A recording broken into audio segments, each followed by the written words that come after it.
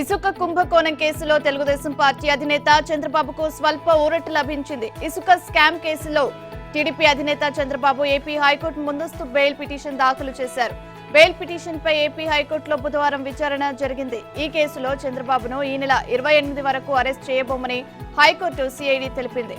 చంద్రబాబు నాయుడు మధ్యంతర బెయిల్ ఉన్న నేపథ్యంలో అప్పటి వరకు ఎలాంటి చర్యలు తీసుకోబోమని సిఐడి తరపు న్యాయవాదులు హైకోర్టుకు తెలియజేశారు.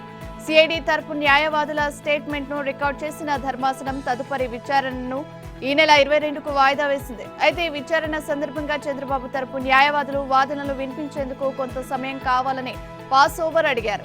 ఈ సందర్భంగా చంద్రబాబు నాయుడును ఈ నెల 28 వరకు అరెస్ట్ చేయబోమని సిఐడి తరపు న్యాయవాది తెలిపారు. ఈ నెల 28 వరకు చంద్రబాబుకు మధ్యంతర బెయిల్ ఉన్న నేపథ్యంలో అప్పటి వరకు ఎలాంటి చర్యలు తీసుకోబోమని వెల్లడించారు.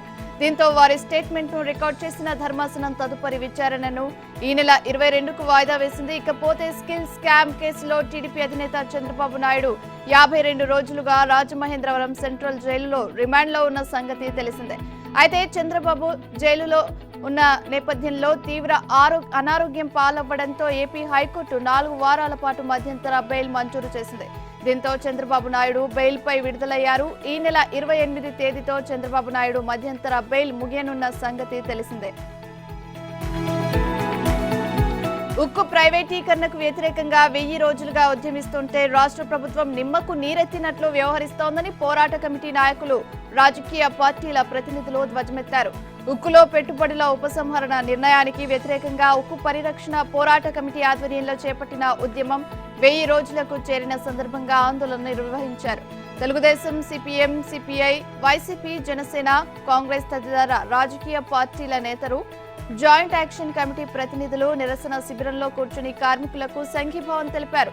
1000 రోజుల్లో ముఖ్యమంత్రి జగన్ కనీసం 100 సార్లు విశాఖ వచ్చారని, ఆయనను కలిసేందుకు 10 సార్లు పోరాట కమిటీ నాయకులు ప్రయత్నించినా ఒక్కసారి కూడా అవకాశం ఇవ్వలేదన్నారు గంటా శ్రీనివాసరావు. అధికార పార్టీ ఎంపీలు, ఎమ్మెల్యేలు రాజకీయ పబ్బం గడుపుకునేందుకు శిబిరం వద్దకు వచ్చి మద్దతు ప్రకటనలు చేయడం మినహా కేంద్రాన్ని నిలదీసింది లేదన్నారు. అఖిలపక్షం ఏర్పాటు చేసి ప్రధాని వద్దకు తీసుకువెళ్లి ఉక్కు ప్రైవేటీకరణను ముఖ్యమంత్రి అడ్డుకోవాలని డిమాండ్ చేశారు. ఉక్కు ఉద్యమానికి ప్రజా మద్దతు ఉందని, 1000 రోజులు పూర్తయిన సందర్భంగా పాఠశాలలు, కళాశాలలు మూసివేసి మద్దతు ప్రకటించాలన్నారు. ఓటర్ల జాబితాలో అవకతవకలపై ఢిల్లీ స్థాయిలో పోరాటం జరపాలని టీడీపీ నిర్ణయించింది. తమ ఫిర్యాదులు ఎత్తి చూపుతున్న సమస్యలపై రాష్ట్ర ఎన్నికల ప్రధానాధికారి సీఈఓ కార్యాలయం నుంచి ఆశించినంత స్పందన లేకపోవడంతో నేరుగా కేంద్ర ఎన్నికల కమిషన్ దృష్టికే తీసుకువెళ్లాలని నిశ్చయించింది.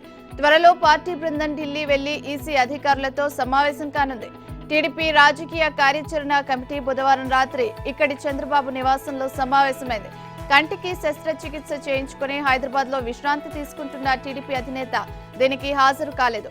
పార్టీ ప్రధాన కార్యదర్శి లోకేష్, పార్టీ రాష్ట్ర అధ్యక్షుడు అచ్చెన్నాయుడు, కమిటీ సభ్యులు యనమల రామకృష్ణుడు, సోమిరెడ్డి చంద్రమోహన్ రెడ్డి, నక్కా ఆనంద్ బాబు తదితరులు పాల్గొన్నారు. ఓటర్ల జాబితాలో లక్షల సంఖ్యలో బోగస్ ఓట్లు, పునరుక్తులు, చనిపోయిన వారి పేర్లు ఉన్నాయి అన్నారు. వీటిని తొలగించాలని ఎన్నిసార్లు కోరినా స్పందన లేదన్నారు. వాలంటీర్ వ్యవస్థ ద్వారా అధికార పార్టీ అవకతవకలకు పాల్పడుతోందని, వారిని దూరంగా ఉంచాలని కోరినా ఫలితం లేదని వెల్లడించారు. ఓటర్లను పార్టీల వారీగా వాలంటీర్ల సహాయంతో గుర్తించి బెదిరిస్తున్నారని, ఇవన్నీ ఈసీ దృష్టికి తీసుకువెళ్తున్నట్లు వెల్లడించారు. ప్రతి నియోజకవర్గం వివరాలు అందిద్దాం అని తీర్మానించారు. పార్టీ ఎంపీలు, ముఖ్య నేతలందరూ కలిసి ఢిల్లీ వెళ్లాలని నిశ్చయించారు. జగనాసుర పాలనలో మహిళలపై అఘాయిత్యాలు జరుగుతూనే ఉన్నాయని, ఎంతో ఆర్భాటంగా తెచ్చిన దిశ చట్టానికి దిక్కు మొక్కు లేదని టీడీపీ జాతీయ ప్రధాన కార్యదర్శి నారా లోకేష్ విమర్శించారు. మహిళల భద్రతకు అంటూ వైసీపీ ప్రభుత్వం తెచ్చిన దిశ యాప్ పేరుతో ఏదో దందా నడుస్తోందని ఆయన ఆరోపించారు. ఈ మేరకు లోకేష్ ట్వీట్ చేశారు. మహిళలు తమ మొబైల్లో ఇన్స్టాల్ చేయాల్సిన దిశ యాప్ను పురుషుల మొబైల్లో బలవంతంగా డౌన్లోడ్ చేయడం పలు అనుమానాలకు తావిస్తోందన్నారు. ఇదే విషయాన్ని ప్రశ్నించిన అనకాపల్లి జిల్లా రేగుపాలెనికి చెందిన సైనికుడు సయ్యద్ అలీముల్లాపై పోలీసులు గుండాల్లో దాడి చేయడం దారుణమని విమర్శించారు. దేశ భద్రత కోసం తన ప్రాణాలను పణంగా పెట్టే సైనికుడు ఏపీకి వస్తే ఆయన ప్రాణాలకు రక్షణ లేని దుస్థితి నెలకొందని మండిపడ్డారు. అదానీ సంస్థ ద్వారా రాష్ట్రంలో ఇసుక వ్యాపారాన్ని గుప్పిట్లో పెట్టుకునే ప్రయత్నాలు జరుగుతున్నాయన్న ఆరోపణలు గుప్పుమంటున్నాయి. ఇసుక టెండర్లో బిడ్లు దాఖలు చేసిన 2 సంస్థల్లో అదానీ గ్రూప్, తమిళనాడుకు చెందిన ఎస్ఆర్ గ్రూప్ ఉన్నట్లు విశ్వసనీయంగా తెలిసింది. మొత్తం 8 కంపెనీలు బిడ్డింగ్ లో పాల్గొంటే అందులో అతిపెద్ద లిమిటెడ్ కంపెనీలు ఇవేనని తెలుస్తోంది. అయితే అదానీ నేరుగా బిడ్డింగ్ లో పాల్గొందా, లేక Puri natural resources limited, alluvial heavy minerals కంపెనీలు పాల్గొన్నాయా అన్నది నిర్ధారణ కావాల్సి ఉంది. ఈ నెల 6నే బిడ్ దాఖలు గడువు తీరింది. అదే రోజు టెక్నికల్ బిడ్లు తెరిచారు. కానీ ఏ కంపెనీలు టెండర్లలో పాల్గొన్నాయో బయటకు రాకుండా జగన్ సర్కార్ పూర్తి గోప్యత పాటిస్తోంది. గనుల శాఖ నోరే విప్పడం లేదు. ఇసుక టెండర్లలో పారదర్శకత పాటిస్తున్నామని చెబుతూనే టెండర్ షెడ్యూల్ ప్రకటన నుంచి బిడ్డింగ్ వరకు అన్ని రహస్యంగా ఉంచారు. ఈసారి ఇసుక టెండర్ దక్కించుకునే కంపెనీ ఏదైనా సీఎం సోదరుడు వైఎస్ అనిల్ రెడ్డి చేతుల్లోకే వెళ్లనుందని ఆంధ్రజ్యోతి అసలు విషయం వెలుగులోకి తీసుకొచ్చాక గనుల శాఖ స్పందించింది. ఆ తర్వాత టెండర్ రిజర్వ్ ధరలు తగ్గించారని టీడీపీ పలు ఆరోపణలు చేసింది. అప్పుడు గనుల శాఖ డైరెక్టర్ తెలుగుగా ఓ ప్రెస్ మీట్ విడుదల చేశారు. టెండర్లు కేంద్ర సంస్థ ఆధ్వర్యంలో చాలా పారదర్శకంగా జరుగుతున్నాయని ప్రకటించారు. అదే నిజమైతే ఎన్ని కంపెనీలు టెండర్లలో బిడ్లు దాఖలు చేశాయో 6వ తేదీ సాయంత్రమే తెలియజేయాల్సి ఉంది. కానీ గనుల శాఖ చాలా రహస్యంగా ఉంచుతోంది. టెక్నికల్ బిడ్లు తెరిచిన రోజే ఫైనాన్షియల్ బిడ్లు తెరిచే సమయాన్ని ప్రకటిస్తారు.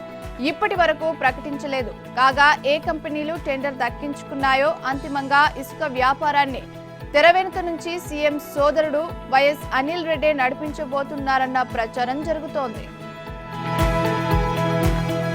కరెంటును పొదుపుగా వాడాలని ఒకప్పుడు ప్రభుత్వం ఉద్యమం చేసేది. ఎంత అవసరమో అంతే వాడాలన్న తత్వం ఉండేది. అవసరానికి అనుగుణంగా విద్యుత్ ఉత్పత్తి తగ్గించడమో పెంచడమో జరిగేది. కానీ జగన్ ప్రభుత్వం థర్మల్ కేంద్రాల్లో ఉత్పత్తిని బంద్ చేసి బహిరంగ మార్కెట్లో ఇష్టానుసారంగా అధిక ధరలకు కరెంటు కొంటోంది.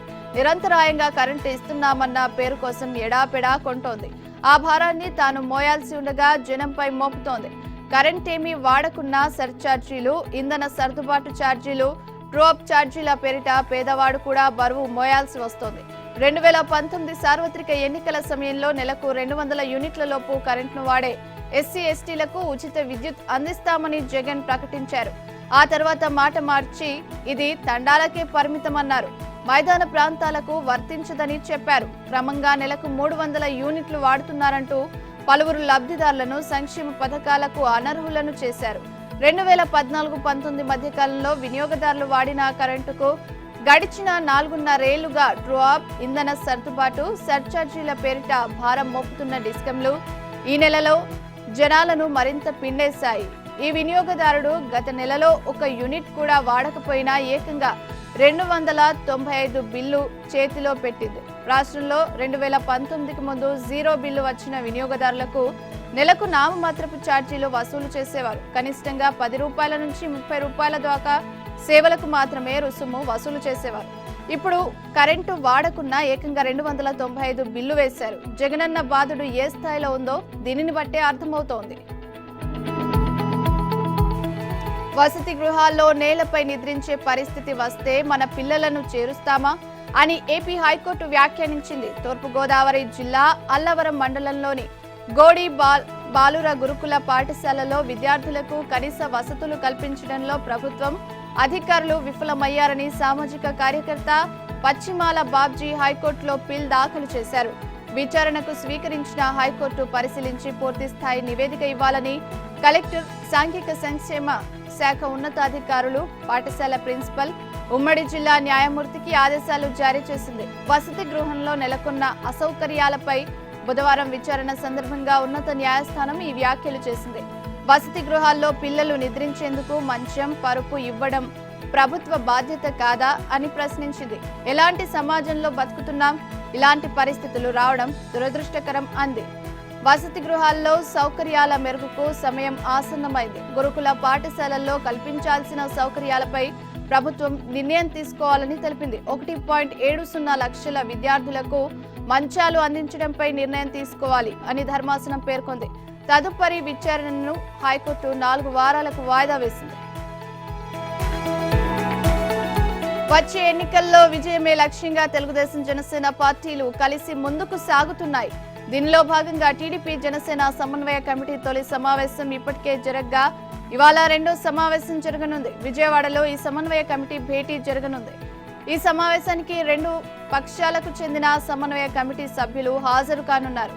ఈ భేటీలో ప్రధానంగా ఉమ్మడి మేనిఫెస్టో, కామన్ మినిమం ప్రోగ్రాం రూపకల్పనపై చర్చ సాగనుంది. తెలుగుదేశం తరపున ఏపీ టీడీపీ అధ్యక్షుడు Atchannaidu, Janasena political affairs committee chairman Nadendla Manohar నేతృత్వంలో కమిటీలను నియమించారు. ఈ కమిటీల తొలి సమన్వయ సమావేశం రాజమండ్రిలో జరిగింది. ఈ భేటీలో లోకేష్, పవన్ కళ్యాణ్ కూడా పాల్గొన్నారు. ఇవాళ జరగబోయే భేటీలో చంద్రబాబు, పవన్ కళ్యాణ్ పాల్గొనడం లేదు. తెలుగుదేశం తరపున లోకేష్ పాల్గొంటున్నారు. ఈ భేటీలో ప్రధానంగా ఉమ్మడి మేనిఫెస్టోపై చర్చించనున్నారు. ఇప్పటికే టీడీపీ ప్రకటించిన మినీ మేనిఫెస్టోలో సూపర్ 6 పథకాలు బాగున్నాయంటూ పవన్ కళ్యాణ్ ప్రశంసించిన విషయాన్ని నారా లోకేష్ గుర్తు చేశారు. అలాగే ఇందులో మరికొన్ని అంశాలను కూడా చేర్చేందుకు ఆయన ప్రతిపాదనలు చేశారని, రెండు పక్షాలు కలిపి ఉమ్మడి మేనిఫెస్టోతో ప్రజల ముందుకు వెళ్తామని టీడీపీ జాతీయ ప్రధాన కార్యదర్శి నారా లోకేష్ తెలిపారు. కేంద్రం విడుదల చేస్తున్న నిధులు సీఎం జగన్మోహన్ రెడ్డి జేబులోకి వెళ్తున్నాయంటూ బీజేపీ రాష్ట్ర అధ్యక్షురాలు దగ్గుబాటి పురంధేశ్వరి సంచలన ఆరోపణలు చేశారు. వెనుకబడిన ప్రాంతాల అభివృద్ధికి ఏటా కేంద్రం నుంచి విడుదలవుతున్న 350 కోట్ల నిధులు జగన్ జేబులోకి వెళ్తున్నాయని, రాష్ట్ర ప్రభుత్వం అమలు చేస్తున్న రైతు భరోసా పథకంలో కేంద్రం ఇస్తున్న వాటాను కూడా తన వాటాగా జగన్ ప్రచారం చేసుకుంటున్నారని ఆరోపించారు. శ్రీశైలం డ్యాం మరమ్మతుల నిమిత్తం కేంద్రం 720 కోట్లు విడుదల చేసిందని, వైసీపీ ప్రభుత్వం ఎంత మేరకు పనులు చేసింది, రాష్ట్రం మొత్తం కరువు ఛాయలు అలుముకున్నాయని వెల్లడించారు. కర్నూలు జిల్లాలో పొట్ట చేతబట్టి ఊర్లు ఖాళీ చేసి ప్రజలు వలస వెళ్లిపోతున్నారని ఆవేదన వ్యక్తం చేశారు. వలసల నివారణలో భాగంగా ఉపాధి కూలీలకు కేంద్రం పనులు కల్పించి పని దినాలు పెంచిందని, కూలీలకు సక్రమంగా పనులు కల్పించలేని పరిస్థితుల్లో రాష్ట్ర ప్రభుత్వం ఉందన్నారు.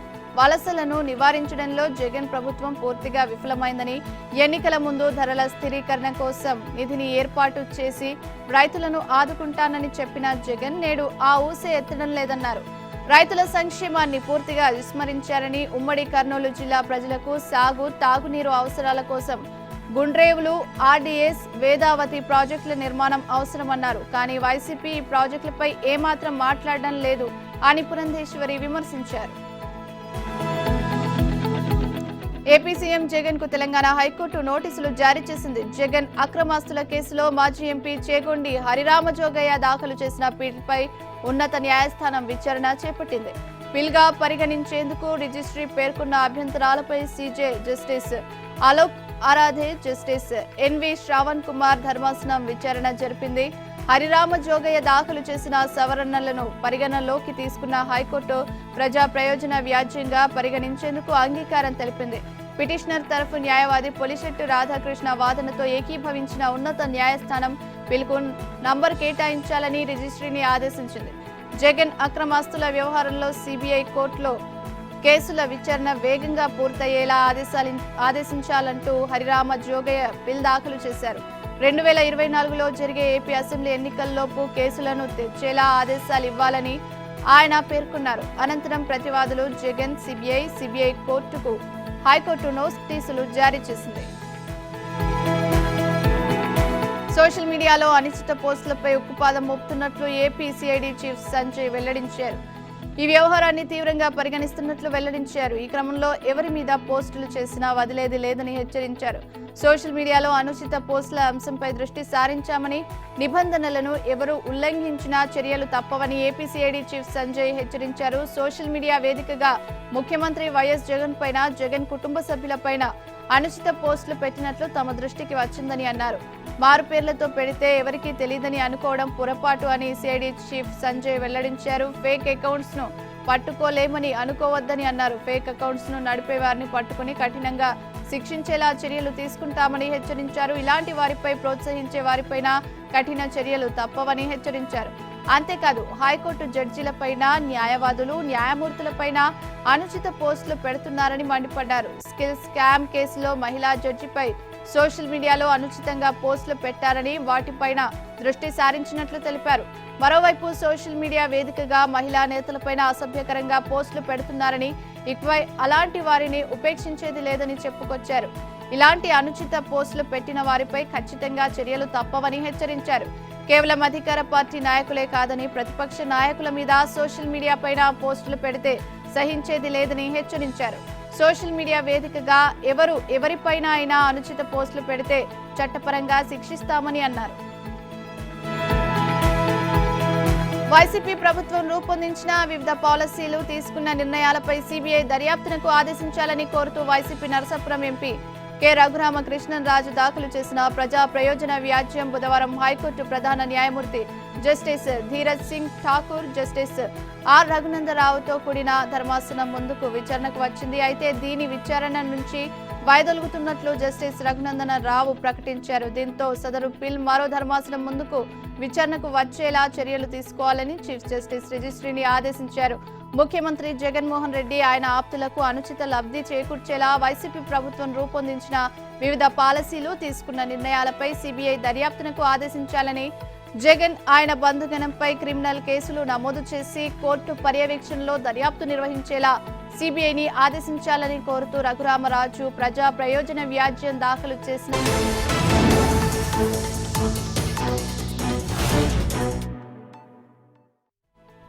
తాము మళ్లీ అధికారంలోకి వచ్చాక గిరిజనేతరులకు పోడు పట్టాలు ఇస్తామని ముఖ్యమంత్రి కేసీఆర్ ప్రకటించారు. ఎన్నో ఏళ్లుగా అపరిష్కృతంగా ఉన్న పోడు పట్టాలను తమ ప్రభుత్వం చాలా వరకు పరిష్కరించిందని చెప్పారు. సిర్పూర్, ఆసిఫాబాద్ నియోజకవర్గాల్లో 63,000 ఎకరాల్లో గిరిజనులకు పట్టాలిచ్చామని వెల్లడించారు. ఈ పట్టాలు ఇచ్చాక గిరిజనేతరుల్లో కొంత అసంతృప్తి ఉందని, వారికి కూడా పోడు పట్టాలిచ్చేందుకు 100% ప్రయత్నిస్తామని చెప్పారు. అటవీ పట్టాల పేరుతో కేంద్ర ప్రభుత్వమే అడ్డుపుల వేస్తోందని ఆరోపించారు. తమ పార్టీ మళ్లీ అధికారంలోకి రాగానే కేంద్రం మెడలు వంచైన గిరిజనేతరులకు పట్టాలు ఇస్తామని పేర్కొన్నారు. బుధవారం మంచిర్యాల జిల్లా బెల్లంపల్లిలో, ఆసిఫాబాద్ జిల్లా సిర్పూర్ కాగజ్ నగర్ లో, ఆసిఫాబాద్ జిల్లా కేంద్రంలో జరిగిన 3 ప్రజా ఆశీర్వాద సభల్లో కేసీఆర్ ప్రసంగించారు. కాంగ్రెస్ పార్టీలో టికెట్లు అమ్ముకోవడం సర్వసాధారణమైపోయిందని, అలాంటి వాళ్ళు రాష్ట్రాన్ని అమ్మేరా అని కేసీఆర్ ప్రశ్నించారు. అవినీతి రహిత పాలన కోసం అధికార బీఆర్ఎస్ కడుపు గట్టుకుని పనిచేస్తోందని, కాంగ్రెస్ అధికారంలోకి వస్తే మళ్లీ దళారులు పుట్టుకొస్తారని, పైరవీలు ఉంటే పనులవుతాయని హెచ్చరించారు. ధరణిని ఎత్తివేస్తే ప్రభుత్వ కార్యాలయాల్లో లంచావతారాలు రాజ్యం మేలుతారని, తహసీల్దార్ కార్యాలయాల చుట్టూ చెప్పులరిగేలా తిరగాల్సి వస్తోందని పేర్కొన్నారు. ధరణిని బంగాళాఖాతంలో కలిపేయాలని రాహుల్ గాంధీ, రేవంత్, భట్టి అంటున్నారని, వారిని బంగాళాఖాతంలో కలపాలని పిలుపునిచ్చారు. రైతుల బాధలు తొలగించేందుకు తమ ప్రభుత్వం ధరణి పోర్టల్ను తెచ్చిందని వివరించారు.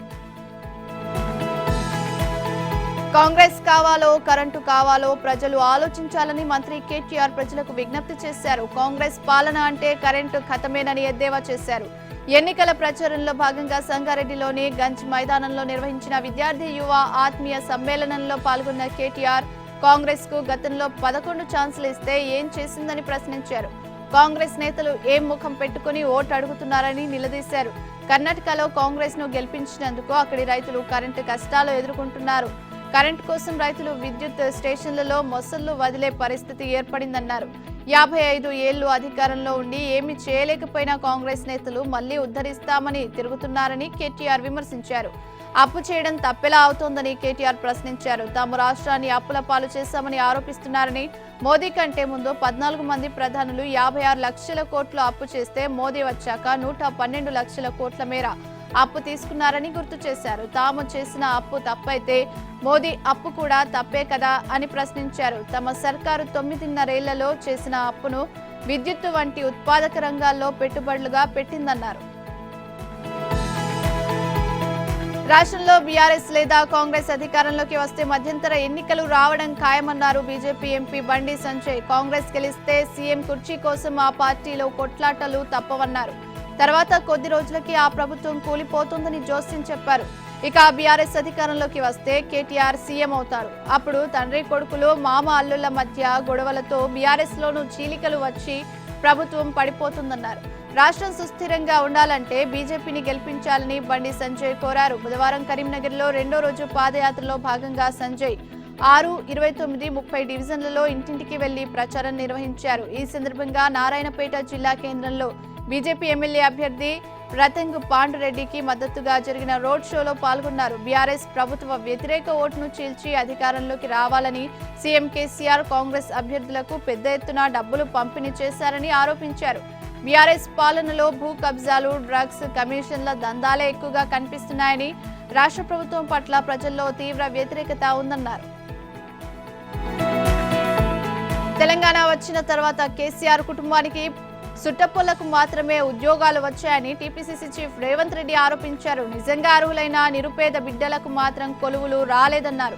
నీళ్లు, నిధులు, నియామకాల పేరిట ప్రజల్ని నమ్మించి మోసం చేశారని ధ్వజమెత్తారు. తెలంగాణ ఇవ్వకపోతే కేసీఆర్, కేటీఆర్లు నాంపల్లి దర్గా దగ్గర, బిర్లా టెంపుల్ దగ్గర, మెట్ల దగ్గర బిచ్చమెత్తుకుని వారిని మండిపడ్డారు. రాక్షసుల కుల గురువు ఏకాక్షుడి మాదిరిగా బీఆర్ఎస్ లోని పిల్ల రాక్షసులందరికీ కేసీఆర్ బ్రహ్మ రాక్షసుడన్నారు.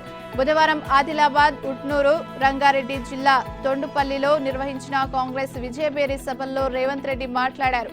కాంగ్రెస్ సునామీలో బీఆర్ఎస్ కొట్టుకుపోవడం ఖాయమన్నారు. బ్రహ్మ రాక్షసుడైన కేసీఆర్ ను గద్దె దించి బొంద పెట్టాలన్నారు. ఆంధ్ర కాంట్రాక్టర్లకు పనులు కట్టబెట్టి వారిచ్చే కమిషన్లకు కక్కుర్తి పడ్డారని విమర్శించారు. మేడిగడ్డ ప్రాజెక్టు మేడిపండు లాగా మారిందన్నారు. ఆ నారం పగిలిపోయిందని, సుందిల్లా ఎప్పుడు కొట్టుకుపోతుందో తెలియదని చెప్పారు. ప్రభుత్వ అవినీతికి ఇవే నిదర్శనమన్నారు. తుమ్మిడిహట్టి వద్ద ప్రాజెక్టు కట్టమంటే మహారాష్ట్రలోని 3,000 ఎకరాలు ముంపునకు గురవుతాయని చెప్పిన ప్రభుత్వం ఆ భూమిని కొని ఉంటే ఆదిలాబాద్ లో 1.60 లక్షల ఎకరాలకు సాగునీరు వచ్చేదని చెప్పారు. సీఎం కేసీఆర్ అంగీకరిస్తే 2 గంటల్లోనే కాళేశ్వరంపై సీబీఐ విచారణ జరుపుతుందన్న కిషన్ రెడ్డి ప్రకటనపై సీబీఐ మాజీ డైరెక్టర్ నాగేశ్వరరావు స్పందించారు. కాళేశ్వరం ప్రాజెక్టుపై సీబీఐ విచారణ జరపవచ్చన్న కిషన్ రెడ్డి, సీబీఐ విచారణకు తెలంగాణ సర్కార్ అనుమతి అవసరం లేదని కిషన్ రెడ్డికి సూచించారు. కాళేశ్వరంపై సీబీఐ విచారణకు ఎవరి అనుమతి అవసరం లేదన్నారు. కేంద్ర జలశక్తి శాఖే సీబీఐ విచారణకు ఆదేశించవచ్చని తెలిపారు. కాళేశ్వరానికి కేంద్రానికి చెందిన 10 ఏజెన్సీలే అనుమతులిచ్చాయని, అందుకే కేంద్రమే సీబీఐ విచారణ కోరవచ్చన్నారు. అవినీతి నిరోధక చట్టం 17A ప్రకారం కేంద్ర జలశక్తి శాఖ సీబీఐ విచారణ కోరవచ్చని తెలిపారు. రాష్ట్ర ప్రభుత్వ అధికారులు నిందితులుగా తేలితే అప్పుడు అవినీతి నిరోధక చట్టంలోని సెక్షన్ 19 ప్రకారం రాష్ట్రం అనుమతి అవసరమని, నిర్ణయించిన ధర కన్నా 600% ఎక్కువ ధరతో రాష్ట్రంలోని వ్యవసాయ మోటార్లకు స్మార్ట్ మీటర్లు బిగించే టెండర్లు షిర్డీ సాయి ఎలక్ట్రికల్స్ కు అప్పగించడాన్ని సవాల్ చేస్తూ టీడీపీ సీనియర్ నేత సోమిరెడ్డి చంద్రమోహన్ రెడ్డి హైకోర్టులో ప్రజా ప్రయోజన వ్యాజ్యం దాఖలు చేశారు. షిర్డీ సాయి ఎలక్ట్రికల్ అనుచిత లబ్ధి చేకూర్చేయాలనే ఉద్దేశంతో వినియోగదారులపై 80,000 కోట్ల భారం మోపుతున్నారని పిటిషన్లో పేర్కొన్నారు. ఈ టెండర్ను రద్దు చేయాలని కోరిన ఆయన ఈ వ్యవహారాన్ని స్వతంత్ర దర్యాప్తు సంస్థ హైకోర్టు విశ్రాంత న్యాయమూర్తితో దర్యాప్తు చేయాలని తెలిపారు. ఏపీ ఇంధన శాఖ ప్రత్యేక ప్రధాన కార్యదర్శి, కేంద్ర విద్యుత్ శాఖ కార్యదర్శి, సీబీఐ డైరెక్టర్, ఏపీ ఈపీడీసీఎల్ సంస్థ సీఎండీ ఈ వ్యాజ్యంలో ప్రతివాదులుగా చేర్చారు. కేంద్ర ప్రభుత్వం స్మార్ట్ మీటర్ ధరను 6,000 వరకు నిర్ణయించింది. అందులో 15% కేంద్రం భరించనుంది. కేంద్రం నిర్ణయించిన ధరతో సంబంధం లేకుండా విద్యుత్ పంపిణీ సంస్థలు స్మార్ట్ మీటర్ల కోసం టెండర్లు పిలిచాయి. అయితే కేంద్రం నిర్ణయించిన ధరకు సంబంధం లేకుండా అత్యధిక ధరతో 2 సంస్థలు బిడ్లు వేశాయి. ధరను అధికంగా పేర్కొన్న కారణంగా వాటిని తిరస్కరించేందుకు అవకాశం ఉన్నప్పటికీ పంపిణీ సంస్థలు బిడ్లను ఆమోదించాయి. అనంతపురం జిల్లా గుంతకల్లు మండలం దోనిముక్కల గ్రామం సర్వే నంబర్ 17లో అక్రమ మట్టి తవ్వకాలను టీడీపీ మాజీ ఎమ్మెల్యే జితేంద్ర గౌడ్ అడ్డుకున్నారు. దోనిముక్కల రోడ్లో ప్రభుత్వ స్థలాల్లో ఎమ్మెల్యే వెంకట్రామిరెడ్డి కనుసన్నల్లో ఆయన అనుచరులు ప్రభుత్వ స్థలాల్లో గోతులు పెట్టి మట్టిని అమ్ముకుంటున్నారని ఆరోపించారు. ఈ సందర్భంగా మాజీ ఎమ్మెల్యే జితేంద్ర గౌడ్ ప్రభుత్వ భూముల్లో అక్రమ మట్టి తవ్వకాలు చేపట్టిన వారిపై వెంటనే చర్యలు తీసుకోవాలని ఫోన్ ద్వారా ఆర్డీఓకు ఫిర్యాదు చేశారు. కోట్ల రూపాయల విలువ చేసే మట్టిని వైసీపీ ఎమ్మెల్యే అనుచరులు దోచుకుంటున్నారని మండిపడ్డారు. ప్రభుత్వ భూముల మట్టి తవ్వకాలపై రెవెన్యూ యంత్రాంగం చోద్యం చూస్తుందన్నారు. టీఎంసీ ఎంపీ మహువా మొయిత్రాకు లోక్సభ సభ్యురాలిగా కొనసాగేందుకు అర్హత లేదని, ఆమెను సభ నుంచి బహిష్కరించాలని పార్లమెంటరీ ఎథిక్స్ ప్యానెల్ తేల్చి చెప్పింది. ఆమె చర్యలకు అత్యంత అభ్యంతరకరం, అనైతికం, హేయమైనవి, నేరపూరితమైనవిగా ప్యానెల్ పేర్కొంది. ఆమెపై వచ్చిన ఆరోపణల ఆధారంగా ఆమెను లోక్సభ సభ్యత్వాన్ని రద్దు చేయాలంటూ కేంద్రాన్ని బుధవారం సిఫార్సు చేసింది. వ్యాపారవేత్త దర్శన్ హీరానందాన్ని నుంచి నగదు, ఖరీదైన బహుమతులు తీసుకుని లోక్సభలో గౌతమ్ అదానీ ప్రధాని మోదీకి వ్యతిరేకంగా ప్రశ్నలు అడిగారని, అంతేకాకుండా రహస్యంగా ఉంచాల్సిన తన పార్లమెంటు యూజర్ ఐడిని ఆయనతో షేర్ చేసుకున్నారంటూ మహువాపై ఆరోపణలు వచ్చిన విషయం తెలిసిందే. ఐడిని షేర్ చేసినట్లు మహువా కూడా ఒప్పుకోవడం గమనార్హం. ఈ వ్యవహారంపై ఇప్పటికే విచారణ జరిపిన పార్లమెంటు ప్యానెల్ ఈ మేరకు 500 పేజీలతో కూడిన నివేదికను సిద్ధం చేసింది. దీనిని గురువారం సాయంత్రం కేంద్రానికి సమర్పించనుంది. ఆమెపై వచ్చిన ఆరోపణలు తీవ్రమైనవిగా పేర్కొన్న ప్యానెల్ కేంద్రం ఆధ్వర్యంలోనే కాలపరిమితితో కూడిన చట్టపరమైన దర్యాప్తునకు సిఫార్సు చేసింది. జనాభా నియంత్రణపై నితీష్ కుమార్ చేసిన వ్యాఖ్యలను ప్రధాని మోదీ ఖండించారు. అసెంబ్లీలో అసభ్య పదజాలం వాడిన ఇండియా కూటమిలోని ఏ ఒక్క నాయుడు ఆ వ్యాఖ్యల్ని ఖండించలేదని ఆయన అన్నారు. వాళ్ళు ఇంకెంత నీచంగా దిగజారిపోతారో అన్నారు. దేశాన్ని అవమానం పాలు చేస్తున్నారని ఆవేదన వ్యక్తం చేశారు. అసెంబ్లీలో తమ తల్లులు చెల్లెళ్ల మధ్య అసభ్య పదజాలాన్ని వాడారని అన్నారు. అసలు మహిళల గురించి ఆలోచించే పద్ధతి ఇదేనా అని నిలదీశారు. ఇలాంటి వాళ్ళు దేశం కోసం పనిచేయగలరా? అలాంటి వ్యక్తుల్ని ప్రజలు గౌరవించాలా అంటూ మండిపడ్డారు.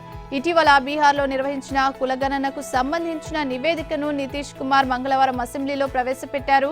ఈ సందర్భంగా ఆయన మాట్లాడుతూ భర్తల చర్యల వల్లే జనాలు పెరిగాయని, అయితే చదువుకున్న మహిళలకు భర్తల్ని ఎలా నియంత్రించాలో తెలుసని, అందుకే జననాల రేటు తగ్గిందని అన్నారు. అసెంబ్లీ సాక్షిగా చేసిన ఈ వ్యాఖ్యలు వివాదానికి దారితీశాయి. అసెంబ్లీలో అలాంటి వ్యాఖ్యలు చేయడం సిగ్గుచేటని, ఆయన మానసిక రుగ్మతతో బాధపడుతున్నాడని, తక్షణమే తన పదవికి రాజీనామా చేసి వైద్యుడిని సంప్రదించాలని బీజేపీ ఫైర్ అయింది.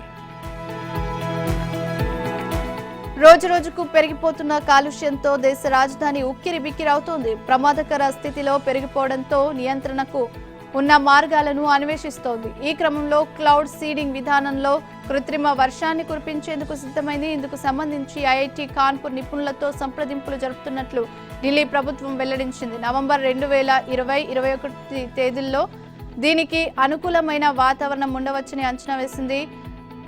క్లౌడ్ సీడింగ్ పద్ధతిలో కృత్రిమ వర్షాన్ని కురిపించి కాలుష్యాన్ని చెక్ పెట్టవచ్చని ఐఐటి కాన్పూర్ నిపుణులు వెల్లడించిన విషయం తెలిసిందే.